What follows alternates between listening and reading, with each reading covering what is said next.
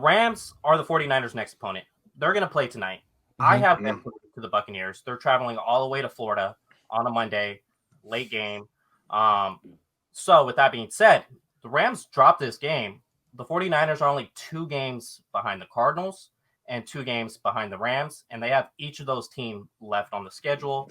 The Rams are going to have a tough bounce back week coming from a Monday night. They're probably going to get into LA maybe around 4 a.m.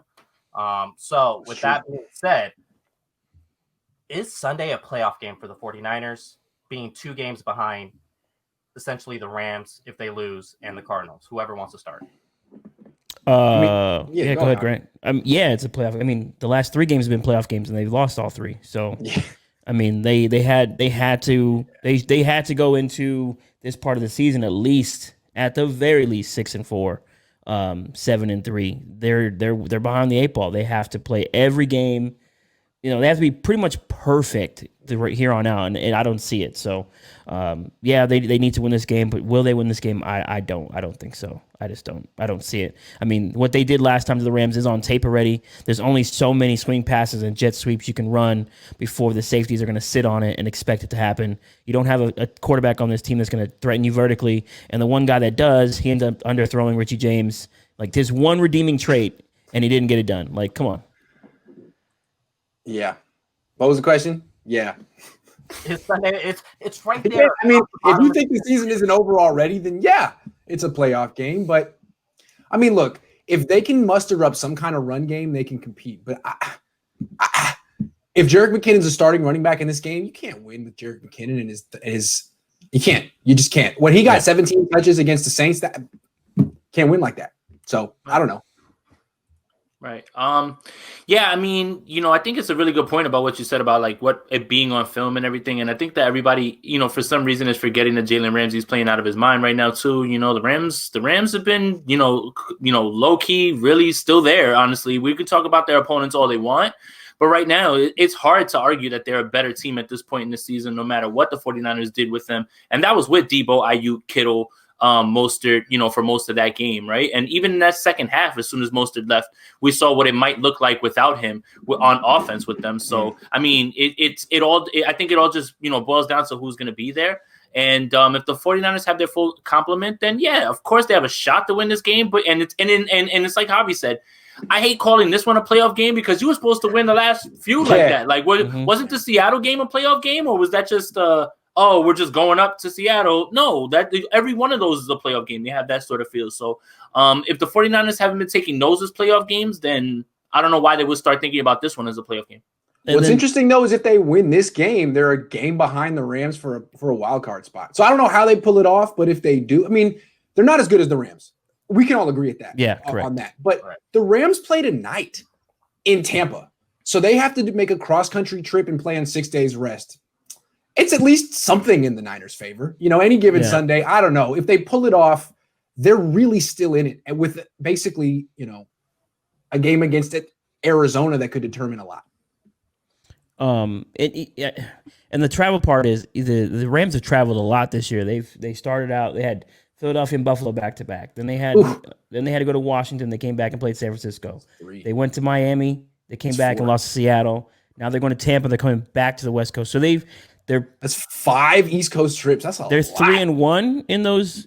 Okay. They're 3-1 coming off of those games. Yeah. They're 3-1 coming off of those games. So maybe the Niners get the advantage there with that. But McVay has his group pretty much dialed in, on this travel thing, and it helps to have a coach who's confident in his quarterback. So that helps too. I feel like the defense should be ready to play though. You don't really have a question about the Niners defense. No, you don't.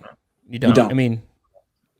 The question is with the Niners offense, Fred Warner. So you're right. Is Mullins going to show up? Is there a run game? Basically, right. And then the other thing too is like because the game is so close, right? The Rams game is so close to my mind. Like I think that people, because the 49ers won that game, kind of just forget that the Rams played like their worst game of the season. Like every single one of those players all played bad. Goff, they had open shots down the field. Right, exactly. And they get it. They get in the red zone. They can't score. So you can't expect that they're going to play like that again at all, especially at home right now, knowing what's at stake. So yeah, the Rams are in a better spot. Clearly, they're more healthy and they're playing better. And you can't expect that sort of a performance 2 times in a row from them. Like this idea that Kyle has, McVay's number, maybe, but I'm not willing to bet on that in this game. You know, like Salah has McVay's number. I don't know. There you go. Right. There you go. There you go. Yeah.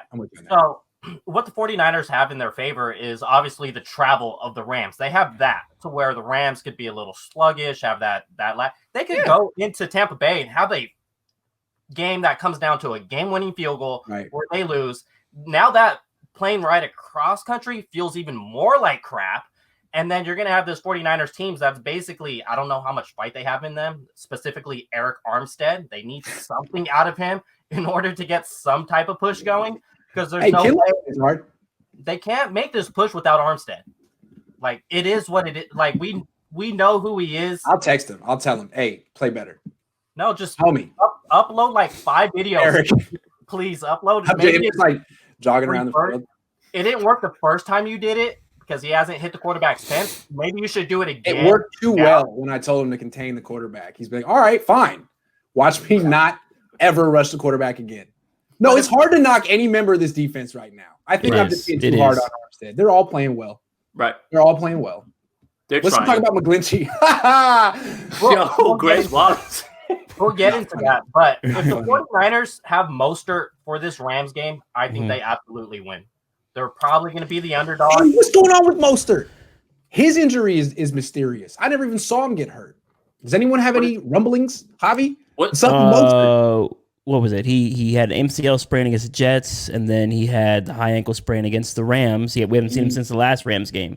So this is the San Francisco high ankle sprains. So I mean, was his as severe as everybody else's? I don't think so. Maybe he's just back. He's a speed guy though. It's just, when you have a speed guy like that, you got to take your time with him, and maybe he's not the. I said during the offseason that there's no way he's going to get 200 carries, and I still believe that. He's just not a 200 carry guy. He's your guy who's going to give you 10 a game, and those 10 are going to be huge. So you need that. So now, where we had, Matt Breida, he had all his issues, but the Niners were banking on Tevin Coleman to stay healthy. They were banking on Jeff Wilson to stay healthy.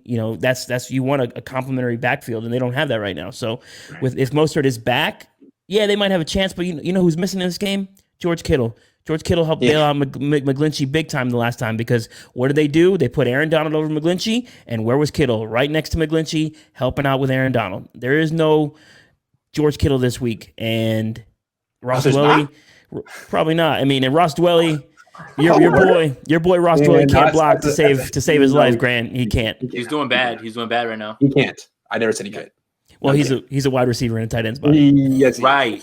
He's not a blocking. Right. He's not a blocking specialist. He's not like, that's the one thing that neither is Charlie Warner, but it's all right. But that's different. But that's different. Yeah, that's different. Yeah. But don't worry about Mostert, guys. I mean, Tevin Coleman looks like he'll be ready for this game. So what's the difference? No big deal. Yeah. Got it on lock. You got to say your signature first play of the game. No, honestly, if Jeff Wilson Jr. hadn't gotten hurt, I feel like the Niners could have won a couple of these last few games. Yeah, he would have been so helpful. Yes, he is. The Saints game for sure. The Saints game. Well, I don't know about the Saints game. There was a lot of bad run blocking going on there, but definitely won a few of the other ones. Jeff Wilson is what Carlos Hyde is supposed to be. So yes, I like that. Yes, he is, man. He really runs. Wilson is supposed to be what Tevin Coleman is supposed to be. True. Boom. Also true. Especially in this offense. Yes. I like to see Austin Walter play. I don't know. He looks all right, man. Yeah, he looked good. Give him a shot.